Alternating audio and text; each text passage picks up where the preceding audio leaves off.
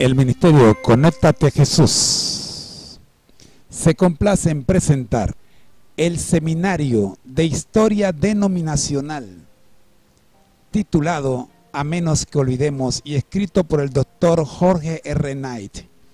Hoy día nos toca estudiar la lección número 66 para el 7 de marzo. Oremos. Gracias, oh Señor, te damos por regalarnos este material que nos permite, oh Señor, reforzar nuestra fe. Oramos en el nombre de Jesús. Amén. Como es nuestra costumbre, vamos de una vez al repaso de los días anteriores. Escuchemos. Indudablemente es una sorpresa para los adventistas del séptimo día más atrincherados descubrir que Jaime White no creía en el matrimonio. Sí, escuchaste bien. Jaime se oponía al matrimonio en 1845. Por lo tanto, pudo publicar en el Daystar que una pareja adventista había negado su fe al anunciar su casamiento. El matrimonio, sostenía White, era un ardid del diablo. Los hermanos firmes de Maine, que esperan que Cristo venga, no tienen asociación con esa maniobra. Te preguntarás, ¿por qué asumió esa postura? La respuesta aparece en su siguiente frase. Buscamos la redención en la vigilia de la mañana. El hecho es que esperaban que Jesús regresara en octubre de 1845. Más allá de eso, los primeros adventistas creían que el tiempo era extremadamente corto. Y desde esa perspectiva, casarse y formar un hogar parecía ser una negación de la fe en el pronto regreso de Jesús. Después de todo, si Jesús viniera cuando los esperaban, no habría necesidad de hogares y matrimonios terrenales.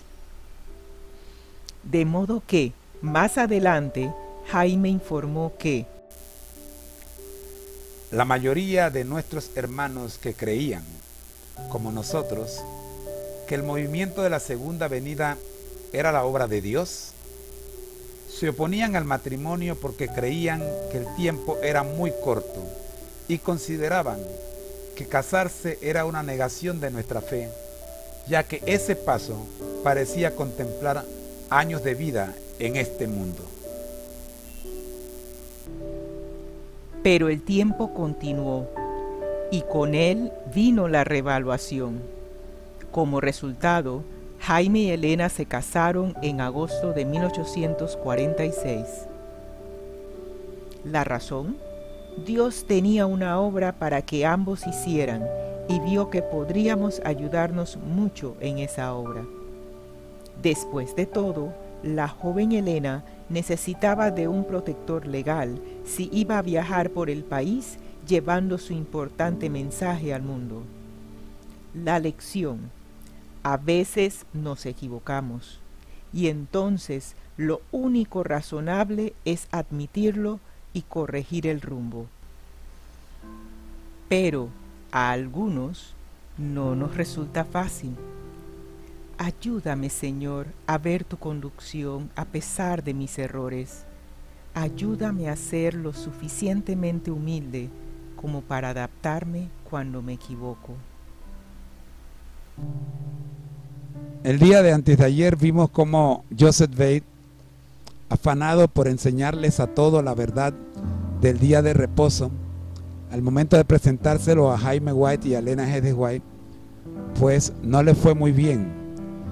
Y de allí pudimos extraer lecciones de gran interés. En realidad, sacamos 3 lecciones. ¿Recuerdan? Primero, que es fácil volverse parcial y desequilibrado en nuestra presentación del mensaje bíblico. Segundo, que incluso los más fervientes fracasan de tanto en tanto. Y tercero, que el fracaso no es una excusa para dejar de intentarlo.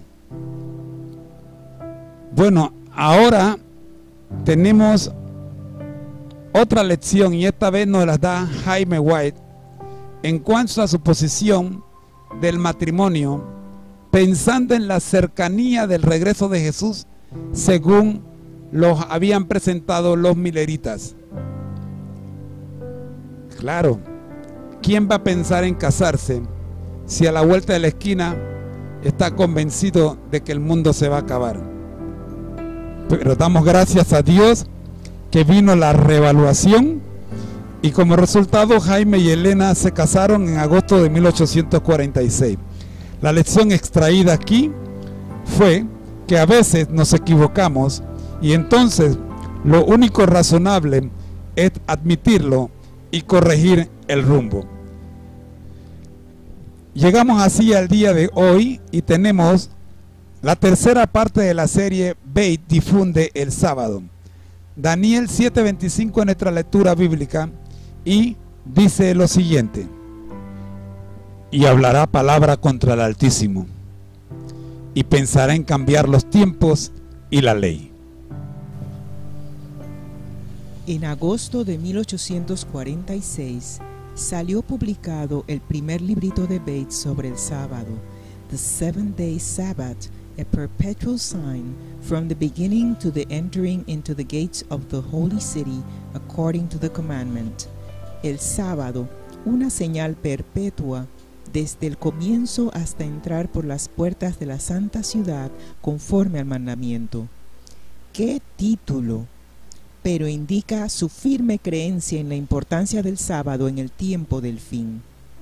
La edición de 1846 de ese librito, solo de 48 páginas, presentaba principalmente un concepto bautista del séptimo día acerca del sábado. Por lo tanto, Bates estableció las ideas de que el día de reposo sabático era el día correcto de adoración y de que el papado había intentado cambiar la ley de Dios, Daniel 7:25.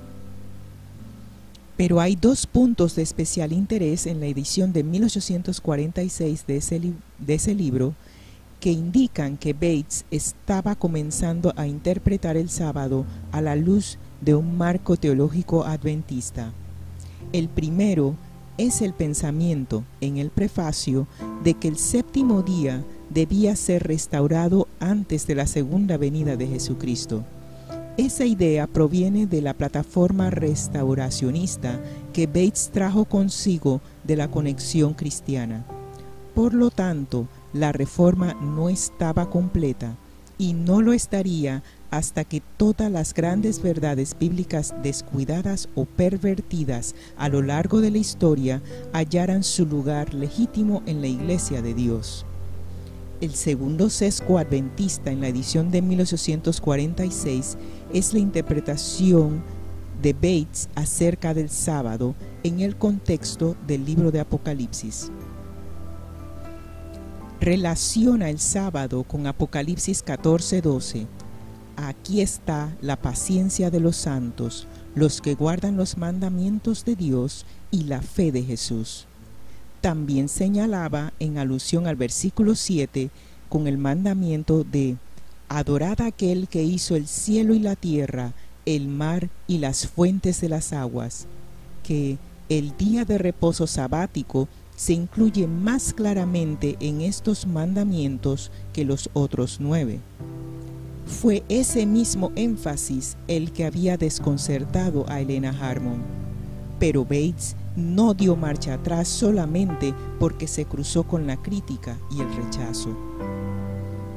Ayúdanos, Señor, a mantener los ojos abiertos a las implicaciones de tu palabra y danos fuerzas cuando descubramos verdades importantes. Dios nos ayude en gran manera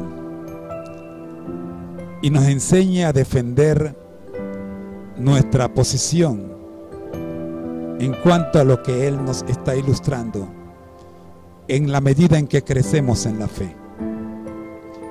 Ha sido una presentación del Ministerio Conéctate Jesús, hoy con las voces de sus hermanos José y Rosita de Moreno. El Señor les bendiga.